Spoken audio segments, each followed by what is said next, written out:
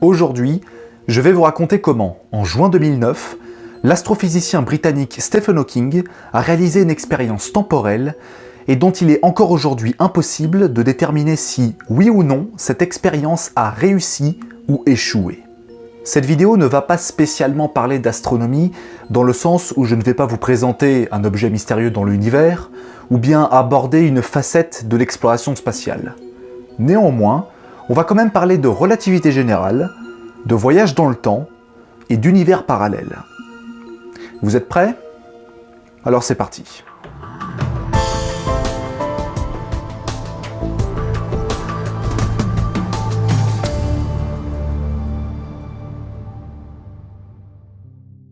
Avant de vous raconter cette histoire étrange, je dois d'abord préciser quelques trucs. Depuis la théorie de la relativité générale et restreinte d'Albert Einstein, nous savons que la réalité dans laquelle nous vivons est en 4 dimensions. 3 dimensions d'espace, longueur, largeur et hauteur, et une dimension de temps. C'est ce qu'on appelle l'espace-temps. Il faut bien comprendre que l'espace et le temps sont indissociables. Ce sont 2 facettes d'une même entité. Et c'est d'ailleurs la composante du temps qui explique la gravité. Pour vous aider à comprendre, je vous renvoie vers les vidéos de ScienceClick qui expliquent très bien le sujet et avec des mots simples. La deuxième chose à savoir est que le temps est relatif. Il n'est pas le même partout dans l'univers. Plus un corps est massif, plus il déforme l'espace-temps. Un objet qui tombe vers la Terre ne tombe que parce que l'espace-temps est courbé. Et d'ailleurs, sur Terre, le temps s'écoule un tout petit peu plus rapidement que dans l'espace interstellaire. Néanmoins, cette différence est infime. Mesurable, certes, mais infime. Mais prenons des objets plus massifs, comme les trous noirs par exemple. À l'approche d'un trou noir, l'espace-temps est tellement courbé, tellement déformé, que votre perception du temps est très différente de celle d'un terrien. Et enfin, la troisième chose à savoir, c'est que nous voyageons tous dans le temps. Oui, tout simplement parce que ce dernier n'est pas fixe. Chaque moment, chaque seconde, nous nous rapprochons un petit peu plus du futur. Par exemple, dans une semaine, c'est le futur. Mais il suffit simplement d'attendre une semaine pour que ce futur précis devienne le présent. Le problème, c'est que lorsque l'on parle de voyage dans le temps, de manière générale, dans les œuvres de fiction comme dans les médias, on parle surtout du voyage dans le temps instantané, une sorte de téléportation temporelle, et pas simplement suivre bêtement la flèche du temps. Et là, pour le coup, le voyage instantané, c'est déjà sacrément plus compliqué que de voyager à côté d'un trou noir pour devenir plus jeune que votre propre enfant. Enfin bon, déjà, s'approcher d'un trou noir, c'est tellement compliqué, d'autant plus que des trous noirs, il n'y en a pas des masses à proximité. Vous l'aurez compris, tout ceci n'est technologiquement pas du tout à notre portée. Et en plus, pour la flèche du temps, cela ne s'applique que vers le futur. Il n'y a pas de retour en arrière. C'est ce qu'on appelle la flèche du temps, parce que le temps ne semble s'écouler que vers une seule direction, le futur. C'est un sujet complexe qui laisse forcément de très nombreuses questions. Par exemple, si jamais l'humanité arrive à un stade technologique suffisant pour voyager dans le passé, on devrait déjà, maintenant, aujourd'hui, recevoir une pelletée de voyageurs temporels. Or, on n'observe strictement rien. Et c'est ce que veut démontrer Stephen Hawking. Il a pendant sa carrière essayé de théoriser ce qu'il appelle la conjecture de protection chronologique. Ça a l'air plutôt compliqué dit comme ça, mais en fait c'est plutôt simple à comprendre. Hawking explique que si jamais on arrivait à créer des lois de l'univers, un peu immuables, alors l'impossibilité du voyage instantané dans le temps en ferait partie. D'ailleurs, il explique aussi que puisque les paradoxes temporels sont faits pour n'avoir aucune finalité, alors ils ne peuvent pas apparaître. Pour prouver ses dires, il décide alors de mener une petite expérience. Le 28 juin 2009, il organise une petite fête à l'université de Cambridge, avec des invités triés sur le volet. Mais passer du bon temps et boire du champagne n'est qu'un prétexte pour attendre l'arrivée d'un voyageur temporel. Son but est d'envoyer un message vers le futur pour que les gens du futur puissent venir le voir pendant la fête. Une sorte de bouteille d'eau avec un petit message à l'intérieur jeté dans le vaste océan du temps. Si le message est suffisamment relayé par les médias, il deviendra alors célèbre. Les gens dans le futur s'en souviendront et du coup, ils lui rendront visite. Dans un premier temps, on pourrait penser qu'un simple communiqué publié avant la fête est suffisant. Sauf que cela pourrait attirer les affabulateurs et les charlatans en tout genre. Et il ne veut pas de ça. Hawking ne veut que personne ne sache qu'il a fait la fête au moment où elle est célébrée. Il prévoit donc de publier un communiqué après la fête. Comme ça, elle s'est déjà déroulée. Il donne publiquement les coordonnées de l'endroit où il se trouve, ainsi que la date précise. Dans la pratique, il devrait déjà recevoir des voyageurs avant la publication de son communiqué. C'est d'ailleurs tout le principe. Mais voyageur ou pas, il se doit de faire un communiqué pour assurer la continuité de son expérience. Et justement, au jour J, le 28 juin 2009, personne n'est venu. Ouais. À part ses invités normaux, évidemment, personne n'a répondu à son invitation. Aucun voyageur temporel venu du futur ne lui est rendu visite. Alors que bon, quand même, quand Stephen Hawking t'invite à boire du champagne, tu fais pas ton difficile et tu la bricoles, ta machine à voyager dans le temps. Eh ben non. Bon, après tout, c'est pas bien grave. Disons qu'il s'y attendait un peu. Sa conjecture de la protection chronologique ne datait pas de la veille. Il voulait juste savoir si sa théorie était un poil crédible. De nombreuses hypothèses ont été créées pour justifier l'absence des voyageurs temporels. Il en existe beaucoup, énormément, et je ne vais pas tous les citer. Je vais simplement en garder 5 qui me semblent être les plus crédibles. Numéro 1, l'oubli. Il est tout à fait possible que dans le futur, l'humanité oublie totalement l'invitation de Stephen Hawking. Il faut dire qu'à l'heure où cette vidéo est publiée, c'est-à-dire 13 ans après son expérience, 12 ans et demi plus particulièrement, on n'en parle déjà plus trop. Ça reste une anecdote célèbre dans le milieu du voyage temporel, mais c'est tout. Peut-être aussi que les voyageurs temporels n'étaient plus au courant de cette histoire. Sauf que bon, Stephen Hawking est un nom qui va rester dans l'esprit des gens pendant de très nombreux siècles. Si jamais le voyage vers le passé se démocratise dans un futur lointain, il est tout à fait possible qu'au bout d'un moment, on se souvienne de lui et qu'on aille lui rendre visite. Numéro 2, le désintérêt. Chaque génération possède ce qu'on appelle des rêves technologiques.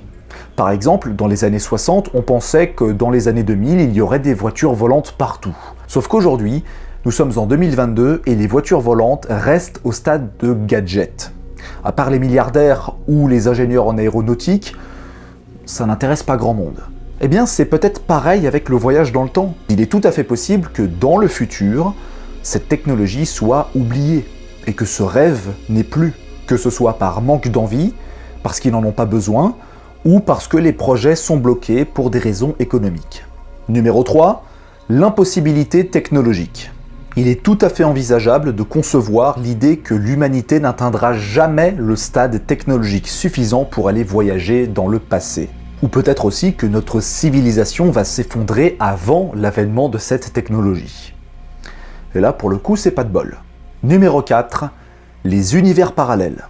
C'est de loin l'hypothèse la plus séduisante. Et ce n'est pas pour rien. Dans le film Retour vers le futur 2, Marty McFly revient dans le présent, mais ce dernier est considérablement modifié. Son père n'est plus de ce monde, sa mère est dépressive et Biff Tannen, le méchant du film, est devenu le roi de Hill Valley. Le personnage du Doc lui expliquera qu'à force de faire n'importe quoi avec le continuum de l'espace-temps, il a créé une nouvelle dimension temporelle, une réalité alternative avec les mêmes personnages, mais pas du tout la même entropie. Quand Robert Zemeckis a fait le film, il n'a pas tiré cette explication de nulle part. Celle-ci est directement inspirée d'une réelle série d'hypothèses qui explique que n'importe quelle modification dans le passé crée automatiquement un univers parallèle, une réalité alternative qui, elle, est modifiée et pas la nôtre. Peut-être bien qu'il existe tout un tas de voyageurs temporels qui modifient le passé constamment, mais à chaque fois, c'est dans d'autres univers qu'ils viennent de créer. Il pourrait alors exister une infinité d'univers parallèles. Peut-être même que Stephen Hawking a reçu de très nombreux invités lors de sa fête, mais qu'à chaque fois, c'est dans des univers différents. Sauf que, cette théorie a beau être très séduisante, elle est strictement invérifiable. Et pour une raison très simple, le manque cruel de preuves matérielles. Mais si la théorie de l'univers parallèle est si convoitée, c'est parce qu'elle a la possibilité de régler tous les problèmes des paradoxes temporels. Sauf que bon, ça c'est pas le sujet, et je vous renvoie vers la vidéo de Bruce d'y penser, le lien est dans la description de la vidéo. Numéro 5, l'impossibilité théorique totale. C'est l'hypothèse la plus favorable à ce jour. Si personne n'est venu visiter Stephen Hawking, c'est parce que personne ne peut visiter Stephen Hawking depuis le futur, et que le voyage instantané, que ce soit vers le passé comme le futur, est strictement impossible. Il existe des barrières quasi infranchissables qui mettent à mal la pratique. Et quand je dis barrières, je sous-entends évidemment les lois de la physique. Et selon la relativité, on peut aller que dans le futur, la fameuse flèche du temps. On peut y aller de plusieurs manières, rester sur Terre, aller dans l'espace, peut-être voyager proche de la vitesse de la lumière, et donc voyager plus rapidement dans le temps, s'approcher d'un trou noir et voyager très rapidement, où une seconde équivaut à plusieurs années sur Terre. On peut faire tout ça. Mais on ne peut pas remonter la flèche du temps. Et surtout, le voyage instantané vers le passé ou le futur, c'est une sorte de téléportation temporelle. Et c'est hors de portée du cerveau humain, ou de la technologie actuelle. Même si tous ces problèmes sont résolus, la conséquence d'un voyage temporel vers le passé amène à deux conclusions relativement effrayantes. La première, c'est qu'il n'existe pas de référentiel absolu dans l'univers. Le barycentre de notre réalité n'existe pas. Donc si vous décidez de remonter dans le temps, vous devez aussi vous téléporter dans l'espace. Parce que tout bouge dans l'univers. La Terre, le Soleil, la galaxie, tout.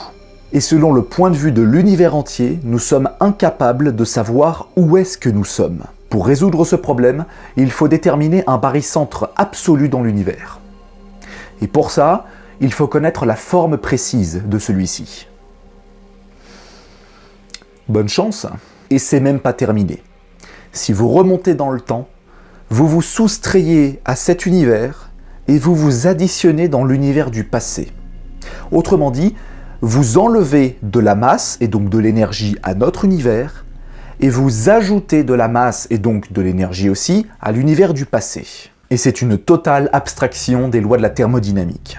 Si le référentiel de l'univers est une barrière de type mur d'Adrien, alors la masse et l'énergie, c'est une barrière de type muraille de Chine. Et encore, j'ai même pas abordé la question de l'entropie. Et c'est principalement pour ces raisons-là que le voyage instantané vers le passé est au mieux incommensurablement complexe, au pire totalement inconcevable. Vous savez, au fur et à mesure de comprendre notre univers, on comprend ce qui est possible et en même temps ce qui n'est pas possible. Quelque temps après son expérience, Stephen Hawking affirmera qu'il a la preuve irréfutable que le voyage dans le temps vers le passé n'existe pas. Son allégation est contestée, et il faut savoir qu'avec le recul, on ne peut pas savoir s'il a réussi ou échoué. Mais n'empêche, c'était bien tenté, non? Il s'éteindra le 14 mars 2018, à l'âge de 76 ans. Il laisse derrière lui un héritage scientifique colossal pour les générations à venir. En attendant que l'on réussisse à contourner les lois de la physique un jour, vous pouvez toujours aider au référencement de la vidéo en vous abonnant à ma chaîne YouTube, en mettant un petit pouce bleu, un commentaire et surtout en activant la cloche pour ne pas rater les prochaines notifications. Quant à moi, je vous donne rendez-vous très bientôt pour de nouvelles aventures cosmiques. Et d'ici là, prenez soin de vous. À la prochaine!